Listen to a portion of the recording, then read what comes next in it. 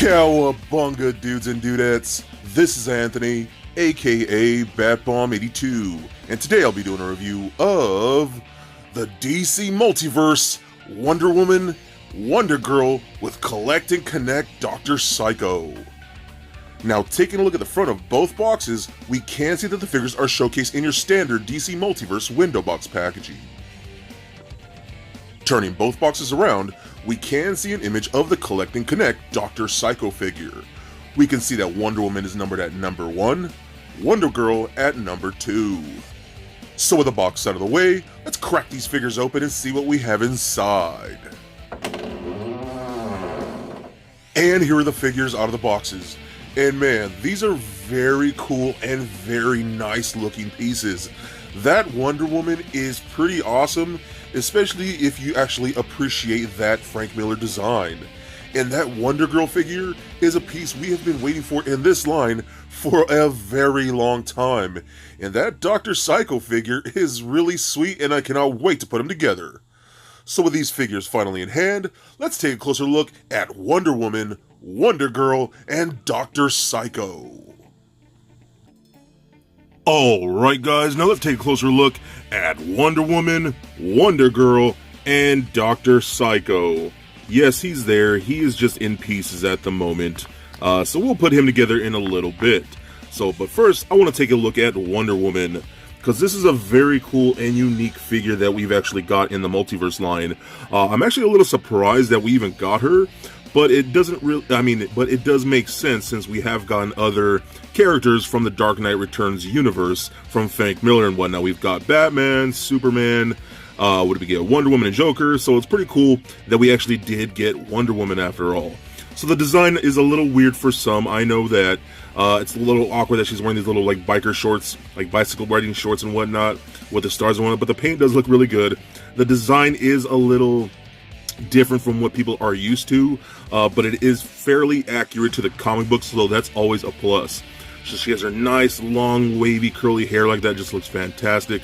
There's a slight blue wash in there to really bring it out and give it some highlights and whatnot. I do like this rustic gold used throughout like the breastplate and the belts and her bracers and whatnot, and her tiara right there, all look very nice. This tiara right here looks pretty gladiatorial. I do like that. She looks definitely a little more like an Amazon than some other figures that we've gotten. So I do like that. All these straps around here going around her forearms, around her sandals right there, all look really good. Even going around the back, all looks very nice. This is a very cool looking figure. She does come with one weapon in this dagger right here, some nice, fairly nice paint detailing in that. She can hold that in either hand like so, and it will stay there nice and tight. She does have her lasso. It's a little weird, this is only done in like a straight yellow. I wish it was a little more metallic paint, but not a big deal. It is non-removable, it's going to stay on the figure. And that's pretty much it for the for the accessories and whatnot. The articulation is pretty easy, pretty simple. Does turn left and right. It is going to be hindered by that long hair. You can get it over the shoulder if you really need to, but it's not going to get all the motion you'd actually like. You can look up and down a little bit, but again, hindered by such that long hair. Arms can go full 360, out and up that much, rotate in that bicep. You can actually get a single bend at the elbow, which isn't a great bend. We get a wrist swivel, like so. Does not hinge whatsoever. That's a little disappointing. Nothing in the midsection right here, so you cannot crunch, but at the waist, you can rotate left and right. We get hip joints that kick forward only about that much. Back, kinda a little bit. Can do the splits very nice, I do dig that. We get a thigh cut right here, just below the shorts. We get a single bend at the knee, we're actually very, very tight. That's a very nice knee. Ankle joints, as you point the toe up and down, and then that's it, no further articulation. So, the articulation is a little odd on this piece, I'll be honest. It's a little hindered here and there by different things like the hair and whatnot. I'm always disappointed when a female figure doesn't have much ab articulation and things like that. So, but overall, still a cool looking figure. Alright, so now we're going to take a look at Wonder Girl, because this is a figure that I know a lot of people have been waiting for in the DC Multiverse line, DCUC line, for a very long time. So you have a piece of plastic kind of sticking out the shoulder right there. I might have to chip that off. But it still looks like a great looking figure. It'll fit in with the rest of those other lines, like I said, DC, UC, and whatnot. All looks great in her red attire. more like the Teen Titans attire. I love the red star, or the white stars, excuse me, like that. Nice polished black boots. Same thing with the yellow on that lasso. I think it might be the exact same lasso. I don't know. It kind of looks like a completely different lasso in my opinion. So it might be. Her braces look nice, and that done in silver. We also get red stars on both. That looks really good. Nice yellow paint on the WW logo like that. Looks really, really good. Her face looks really nice, very adorable, big bright eyes. She does definitely look more like a teenager, which I think is really cool. I will note that the plastic on this, especially on the face, is kind of glossy, and that looks a little awkward to me. It looks a little too plasticky in my opinion. You can kind of see it glaring off the face. It's a little awkward, but not a big deal breaker. So she doesn't really come with any accessories, with the exception of the Dr. Psycho parts. So let's run down her articulation. Does turn left and right, again a little hindered by the hair. Up and down just a little bit, pivot side to side a little bit, full arms and go all the way around, up and out very, very far, rotation at the bicep, single bend at the elbow, rotation at the wrist. We do get somewhat of a ball peg at the just below the breastplate, right underneath the shirt, so that kind of rolls around, but you're mostly just going to get left and right. No real ab crunch or bending and things like that. Hip joints that kick forward that much, actually pretty high and out, which is really good. Back not so much. Can do the splits very nicely. We do get rotate in the thigh, single bend at the knee, nothing at the boot, but we do get an ankle rotation, allows you to point the toe up and down, and that is it. So again, very cool looking figure. Articulation is a little hindered. Mattel really needs to work on the articulation with these figures, because they really are cool, especially when you have them all lined up in a collection of just all these DC figures. But the women especially need to get their, well, even the men really need to work on the articulation of these figures and kind of get in the lines of things like Marvel Legends, that they really do need that. So she's pretty cool. Alright, so now I'm going to put Dr. Psycho together. So as you can see, here are his legs. There is zero articulation in those legs, as you can see, but I'm going to take his upper torso section like that and kind of just peg that in. Get that in there. Get it in. Nice and tight. That's very tight.